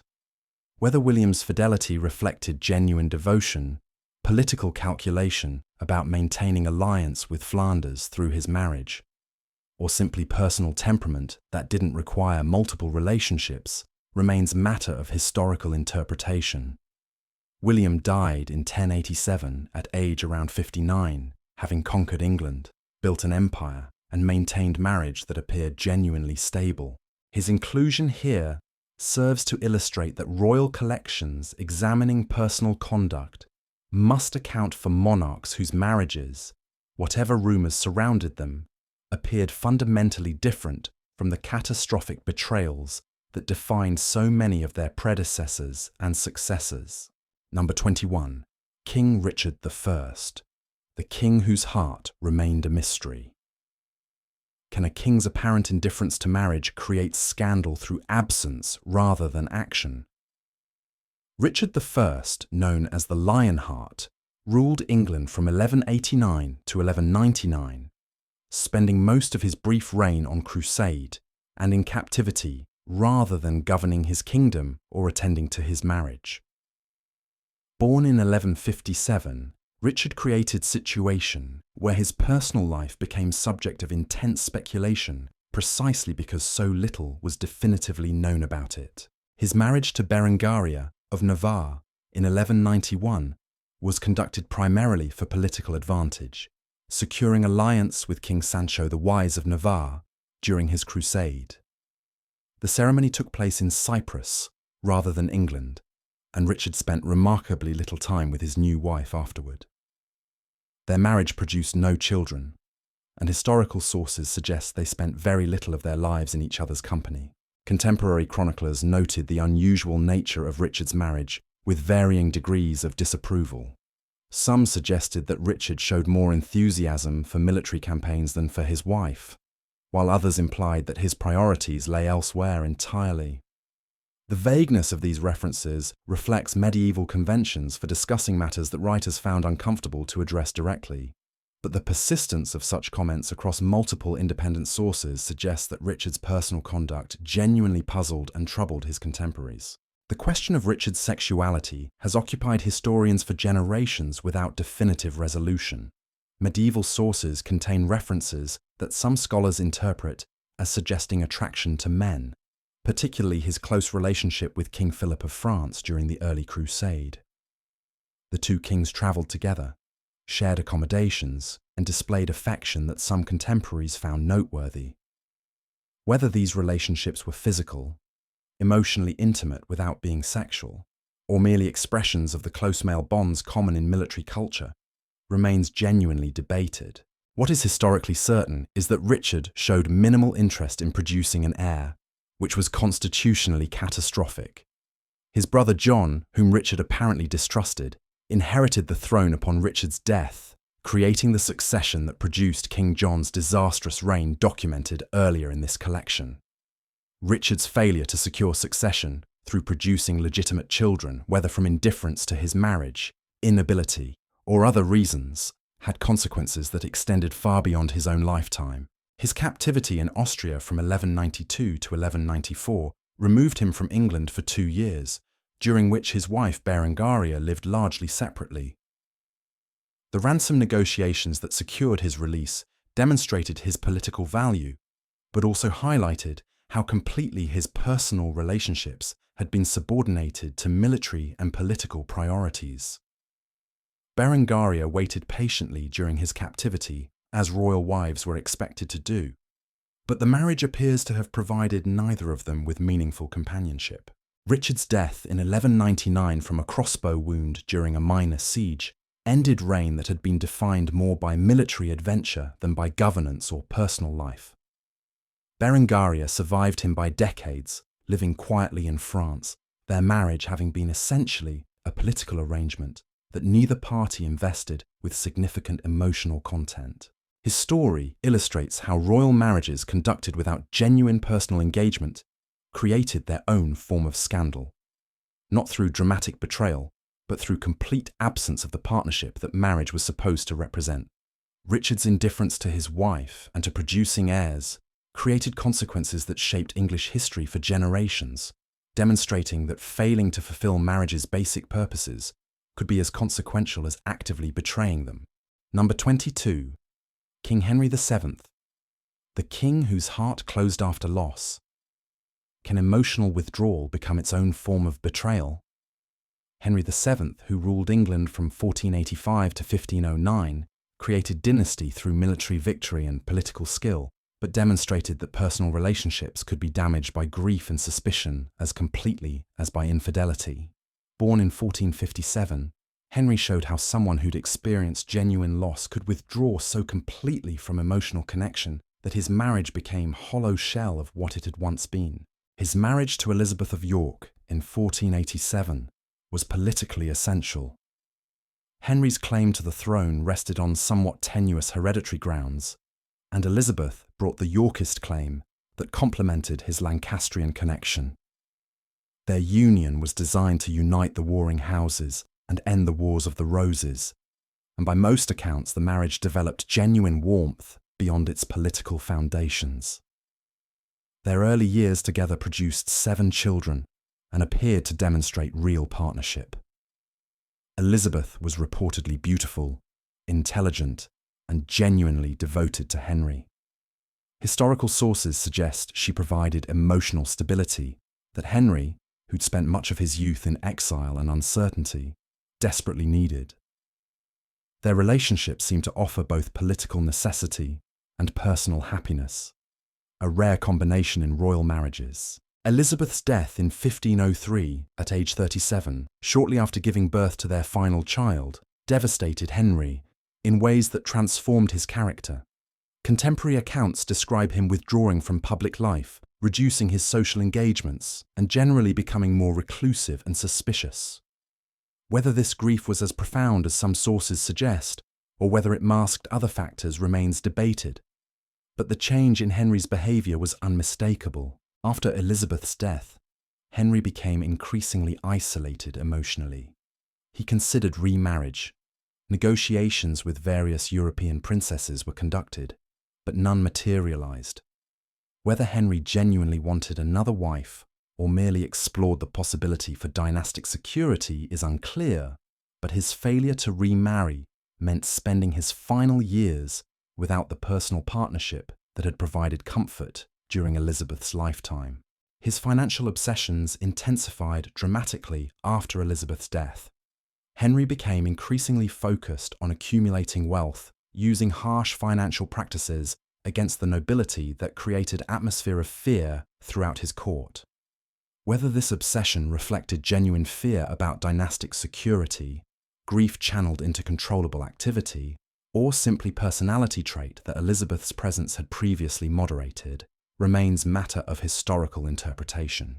The treatment of his mother Margaret Beaufort during this period showed Henry's emotional withdrawal extending to his closest family relationships. Margaret had sacrificed enormously to place Henry on the throne, yet he maintained relationship with her that was respectful but emotionally distant. The warmth that Elizabeth had apparently provided became increasingly absent from all of Henry's relationships as his final years progressed. His death in 1509 at age 52 ended reign that had stabilised England after decades of civil war, but left personal legacy more complicated than political achievement suggested. The man who'd won a kingdom and married for both love and political necessity spent his final years essentially alone emotionally, having lost the one relationship that had provided genuine human connection. Henry's story illustrates that betrayal in royal marriages didn't always involve infidelity or active cruelty. Sometimes the most consequential damage occurred when someone simply stopped being present emotionally, withdrawing behind walls of grief and suspicion until the marriage, and all relationships, became mere obligations rather than genuine human connections. Number 23. Prince Leopold. The prince who loved twice, lost once. Can a man's devotion to a first wife become impossible standard that second marriage can never match? Prince Leopold of Saxe-Coburg, who lived from 1788 to 1865, experienced royal love story that ended in tragedy before finding happiness again in ways that complicated his reputation. Born into German aristocracy, Leopold navigated British royal circles through marriage, loss, and eventual kingship of Belgium, his personal life illustrating how completely grief and expectation could shape subsequent relationships. His marriage to Princess Charlotte of Wales in 1816 appeared to fulfill every possibility for royal happiness. Charlotte was beloved by the British public, beautiful, spirited, and genuinely devoted to Leopold. Their marriage seemed to promise continuation of royal line and genuine personal partnership simultaneously, a combination that previous royal marriages had rarely achieved. Contemporary accounts describe the couple as genuinely happy, their relationship inspiring public affection, unusual for royal marriages of the era. Charlotte's death in 1817, just 18 months after their wedding, following complications in childbirth, destroyed Leopold's world. He was only 29, and the woman he'd married had been taken from him along with their infant son. The grief Leopold experienced was apparently profound and lasting, shaping everything that followed in ways that made his subsequent relationships inevitably compared to what he'd lost. His years as widower in Britain saw him gradually assuming advisory role within royal family that went beyond his official position. He became trusted counsellor to various royals, his intelligence and political skill making him valuable despite lacking formal authority. These relationships were conducted with discretion, but Leopold's influence over royal affairs became significant enough that historians have examined whether his advisory relationships crossed boundaries of appropriate conduct.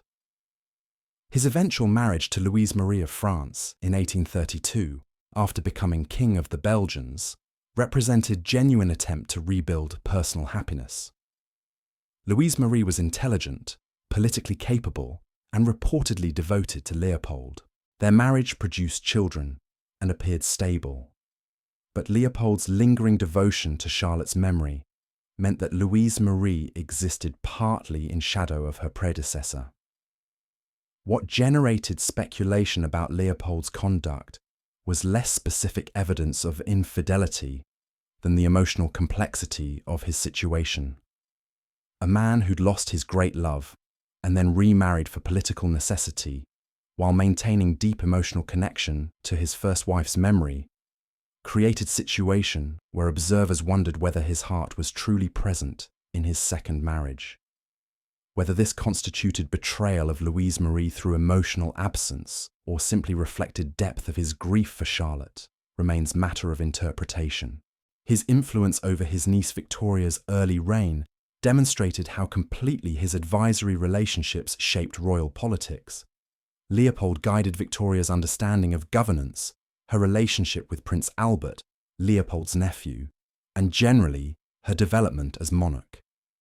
This influence was exercised through personal relationship rather than official position, creating dynamic that some observers found inappropriately intimate, regardless of its actual nature. Leopold died in 1865 at age 77, having lived life defined by loss and recovery. His story illustrates how royal relationships could be shaped by grief as much as by desire, and how the shadow of a first love could complicate every subsequent relationship, regardless of how genuine the later connections might be. Number 24.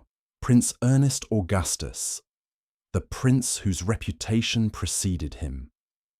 Can persistent scandal within a family create expectations that shape how every subsequent relationship is perceived? Prince Ernest Augustus, Duke of Cumberland, lived from 1771 to 1851. His long life marked by reputation for aggressive temperament and controversial personal conduct that made him one of the most disliked members of the royal family. Born as fifth son of George III, Ernest Augustus demonstrated how completely family reputation could influence public perception of someone's personal life. His military service left him physically scarred and psychologically affected. A serious head wound sustained at the Battle of Tournai in 1794 left visible disfigurement and possibly contributed to the aggressive temperament that characterized his adult life.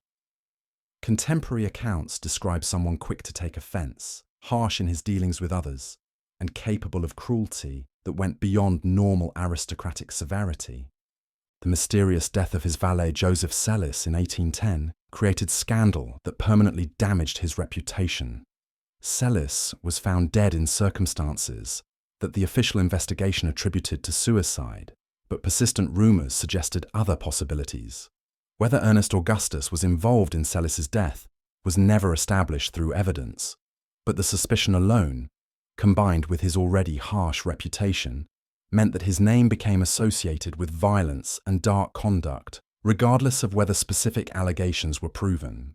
His marriage to his niece Frederica of Mecklenburg-Strelitz in 1815 generated immediate scandal. While first-cousin marriages were legally permitted and socially common among European aristocracy, marrying one's niece violated conventions that even aristocratic society found uncomfortable.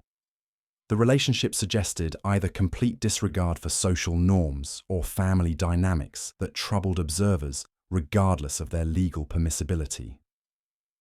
His political positions reinforced negative public perception.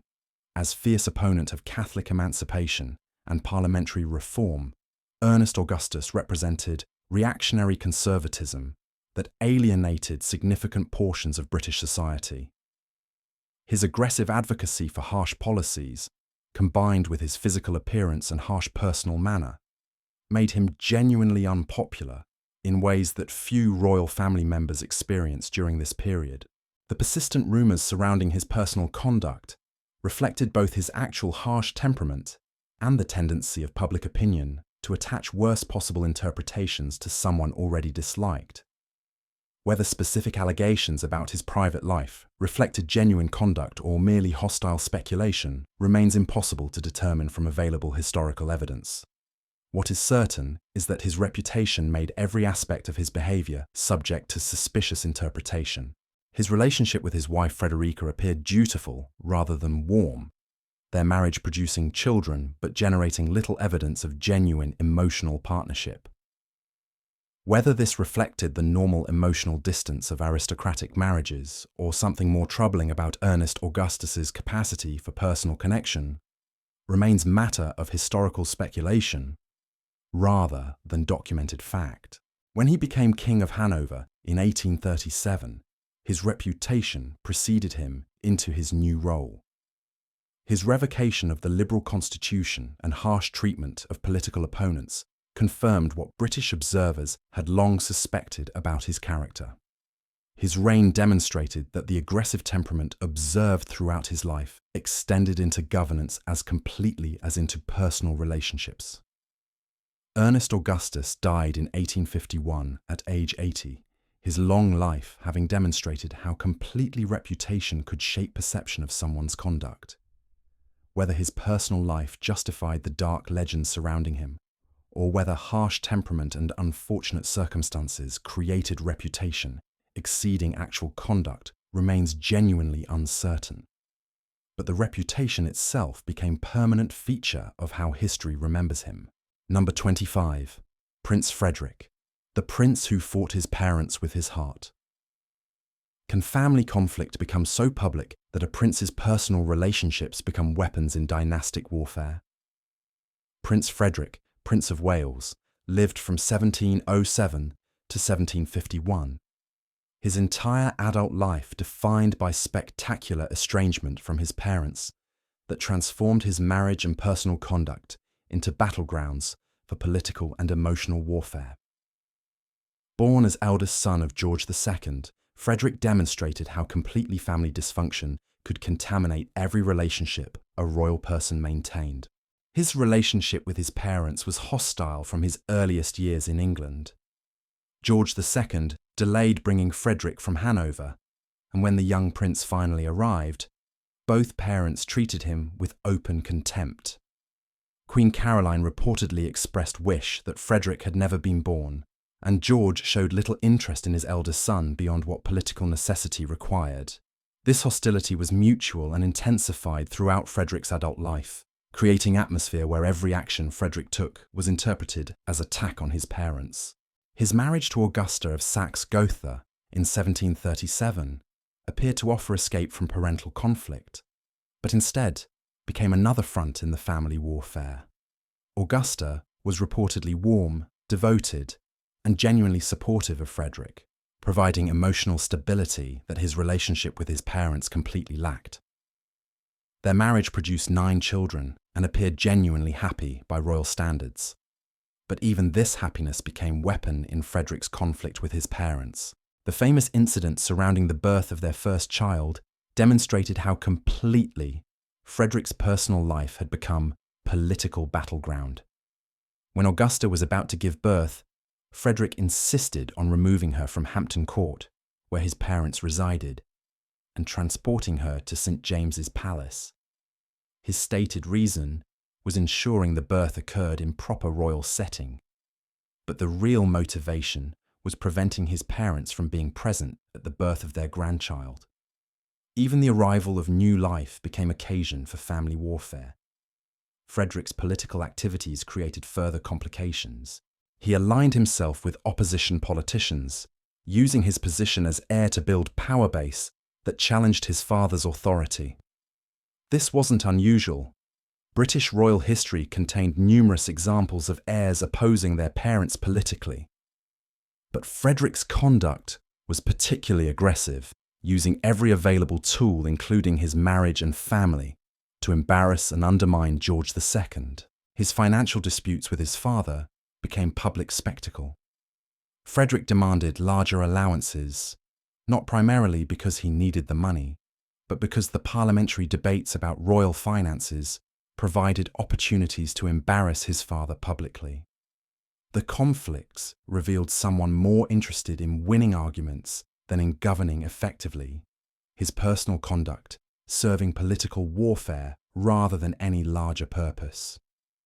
Augusta's role throughout these conflicts was complicated. She supported Frederick's opposition to his parents, but whether this reflected genuine political conviction or loyalty to her husband remains debated. Her warmth and devotion to Frederick provided him with emotional anchor during years of family conflict, but she also participated in conduct that damaged relationships with the royal family more broadly. Frederick's sudden death in 1751 at age 44 from complications following an abscess removed him from the family warfare that had defined his adult life. His parents showed remarkably little grief, his mother reportedly expressing relief rather than sorrow. His son eventually became George III, bypassing the generation that had been so thoroughly destroyed by internal conflict. Frederick's story illustrates how completely royal family dysfunction could contaminate personal relationships. His marriage to Augusta was apparently genuine and happy, but it existed within context of such poisonous family warfare that even love became ammunition in dynastic conflict. Number 26. King George III, the king who proved the rumours wrong. Can the absence of scandal become historically significant? King George III, who ruled from 1760 to 1820, occupies unusual position in collection examining royal betrayal. He appears here primarily because historians have examined his marriage carefully and found remarkably little evidence of infidelity, making him valuable counterpoint to the patterns documented throughout these stories. Born in 1738, George demonstrated that royal marriage could remain faithful even under extraordinary pressure. His marriage to Charlotte of Mecklenburg-Strelitz in 1761 was arranged as political alliance, as royal marriages typically were.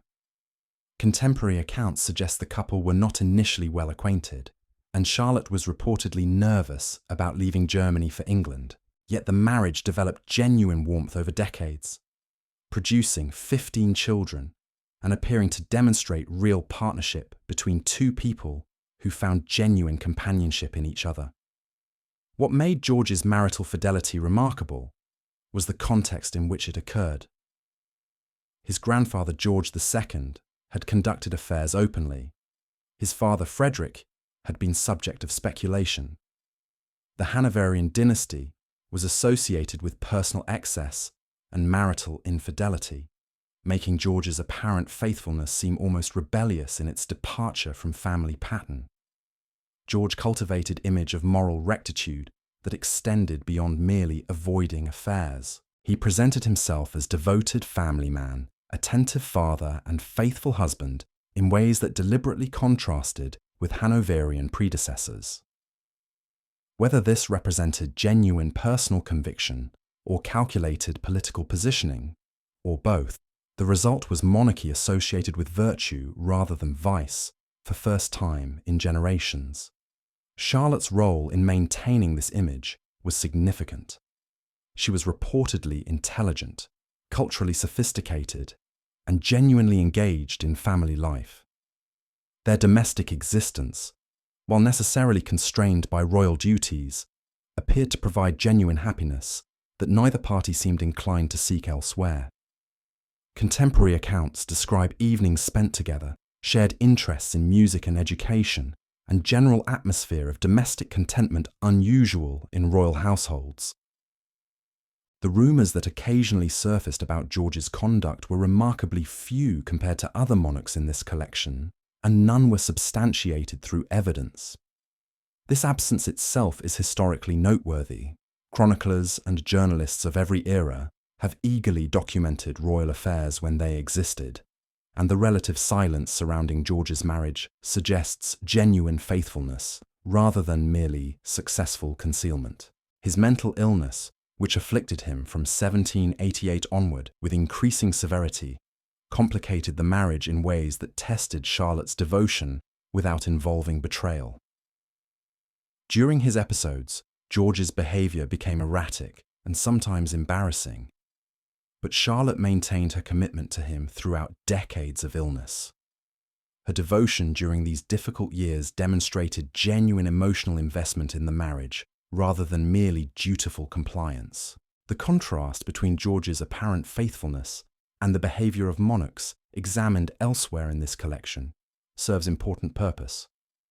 Royal history contains far more examples of betrayal than fidelity, and examining someone whose marriage appears to have remained genuinely intact provides perspective on what was possible even within a system that frequently produced otherwise. George's story suggests that royal marriages could succeed when both parties brought genuine commitment to them, regardless of the pressures and temptations that royal position inevitably created. George died in 1820 at age 81, having spent his final decade in mental incapacity. Charlotte survived him briefly, dying in 1818, 2 years before his death. Their marriage, spanning 57 years and producing 15 children, remains one of the most successful royal unions in British history, remarkable precisely because it existed within dynasty and era where such success was genuinely unusual. Number 27, Queen Victoria. The Queen whose heart never fully healed. Can grief shape a monarch's life so profoundly that it defines public perception for decades? Queen Victoria, who ruled from 1837 to 1901, spent 40 years as widow after Prince Albert's death, her mourning intense enough to make observers question whether she had moved forward emotionally. Born in 1819, Victoria's marriage to Albert was marked by genuine passion. Diaries and correspondence document a relationship of intellectual and emotional depth, producing 9 children and influencing Victorian-era attitudes toward family, duty, and monarchy. Albert's death in December 1861 at age 42 transformed Victoria's life. Her mourning extended far beyond conventional royal practice. She withdrew from public appearances, wore black for the remainder of her life, and preserved Albert's rooms as if he were still present. Daily rituals, including preparing his clothes and sleeping beside his deathbed photograph, reinforced the public perception that her personal life had ended with him. Speculation about her relationship with John Brown, her Scottish servant, circulated widely. Brown enjoyed rare access and familiarity that shocked courtiers, fueling rumours about emotional dependence that may have exceeded appropriate boundaries. While historians debate the nature of their closeness, no definitive evidence suggests impropriety, making all discussion inherently speculative. Victoria's grief shaped not only her private life, but her reign. Parliament and the public sometimes criticised her withdrawal, creating tension between personal mourning and the monarchy's public obligations. Yet her decades-long devotion to Albert became a defining aspect of her legacy, illustrating how royal grief could capture both national attention and historical fascination. Her story demonstrates that emotional intensity, when coupled with visibility, can create a narrative as compelling as scandal. Victoria remained devoted, restrained, and historically influential. A monarch whose personal sorrow was inseparable from her public identity. Number 28. Prince George, Duke of Kent. The prince whose private life contradicted the crown. Can private behaviour challenge the image of royal propriety without ever breaking the law? Prince George, Duke of Kent, lived from 1903 to 1942, navigating the tension between personal desire and public expectation. Born into the House of Windsor, George's private relationships and affairs frequently conflicted with the dignified image expected of royalty. His early adulthood was characterized by high society engagement and military service, where charm and charisma brought attention both favorable and critical. Rumors of extramarital relationships circulated in society papers, though most were never substantiated. What made George's conduct noteworthy was the contrast between these private behaviours and his public role. Official duties required discipline, restraint, and unwavering loyalty to the crown's image. Observers noted that George often struggled to reconcile personal freedom with the symbolic weight of his status. Affairs, when documented, were discreet, and scandal was largely avoided. Yet his life reflected a broader pattern of royal behaviour, private indulgence coupled with public responsibility, with consequences for perception, even in absence of proven wrongdoing. George's death in a 1942 air crash curtailed opportunities for public scandal to develop further. Historical accounts focus on both his contributions to military service and the enduring tension between the public crown and private life. His inclusion highlights how royal image is as much a matter of perception as action, demonstrating that behaviour incongruent with expectation can become part of a monarch's story even when no formal betrayal occurs. Number 29. Princess Anne, the princess under public scrutiny. How can brief personal rumours affect a royal's public life when media attention is constant? Princess Anne, born 1950, has long been under intense scrutiny. Married first to Captain Mark Phillips in 1970s, Anne navigated personal challenges and fleeting rumours that briefly surfaced regarding fidelity and discretion within her marriage. The coverage remained limited by the princess's commitment to privacy and careful management of public appearances. Unlike other royals whose relationships generated decades-long controversy, Anne addressed rumours discreetly, maintaining both legal boundaries and personal dignity.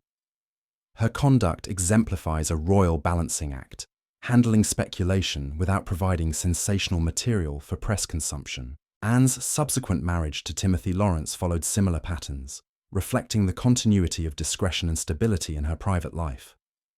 The public narrative surrounding Anne demonstrates how rumour alone can create perception of scandal, even when no verified transgressions exist.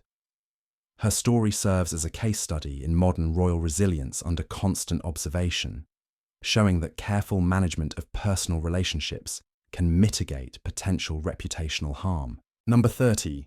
Queen Alexandra, the queen who endured, not betrayed. Can enduring a spouse's infidelity become its own form of royal narrative?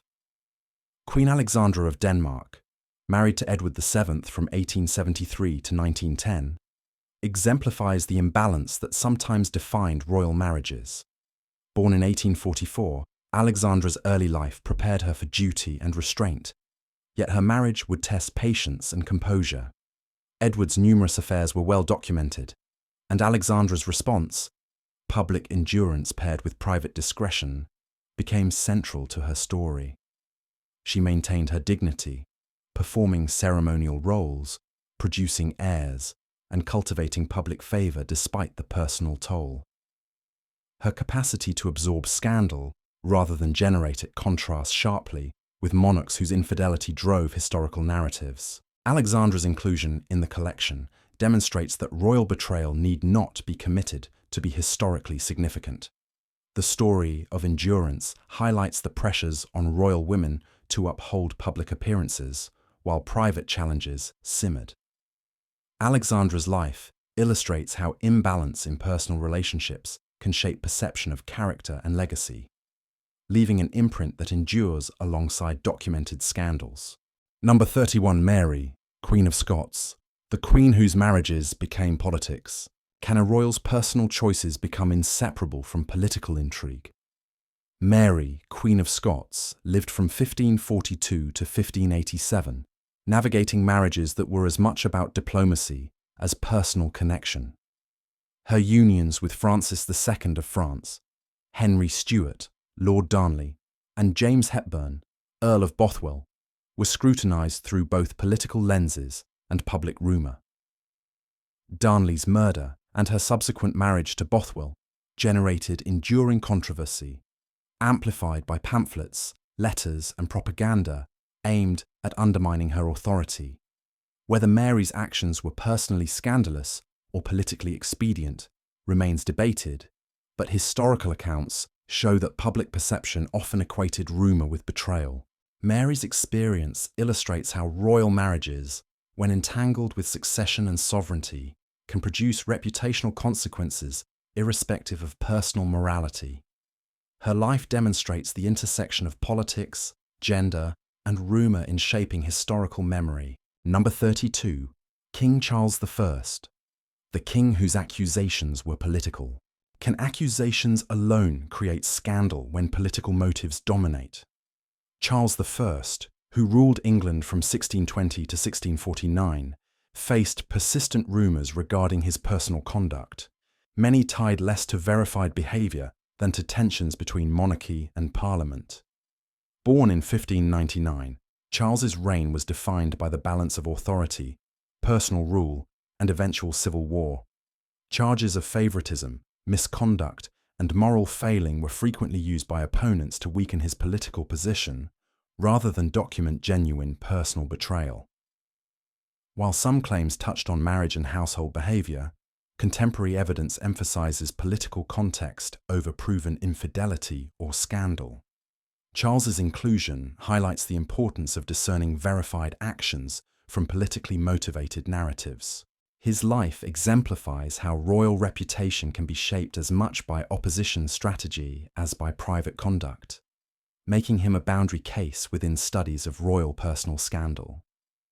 As we've seen tonight, the private lives of royals are often far more complex than the public might imagine. From Queen Caroline's decades-long struggle against a husband determined to erase her, to Prince Albert Victor's short life forever haunted by rumour, the line between personal choice and public perception is razor-thin. We've explored monarchs who turned scandal into political advantage, like Henry I, and those whose restraint or fidelity, like George III and Queen Alexandra, quietly defied expectation. Some, like Mary, Queen of Scots, and King Charles I, remind us that reputation is often shaped as much by politics and rumour as by deeds. Others, such as Queen Victoria and Prince Leopold, show how grief and devotion can define a royal story, sometimes leaving personal tragedy intertwined with national history. Through each tale, one theme emerges. Royal life is never purely personal. Every decision, every relationship, every rumour is magnified by the weight of history and the expectations of the crown. Betrayal, endurance, love, grief, and rumour all leave their mark, whether through public scandal, private suffering, or historical debate. These stories remind us that even those who seem untouchable are shaped by the same vulnerabilities, passions, and misfortunes that define the human experience. If you've enjoyed this journey through royal intrigue, don't forget to like and subscribe to support the channel, and to stay updated on future stories that bring history to life. From the courtrooms of scandal to the quiet chambers of grief, may your night be calm, reflective, and full of curiosity. Good night, and sleep well as the stories of the past settle into history's quiet embrace.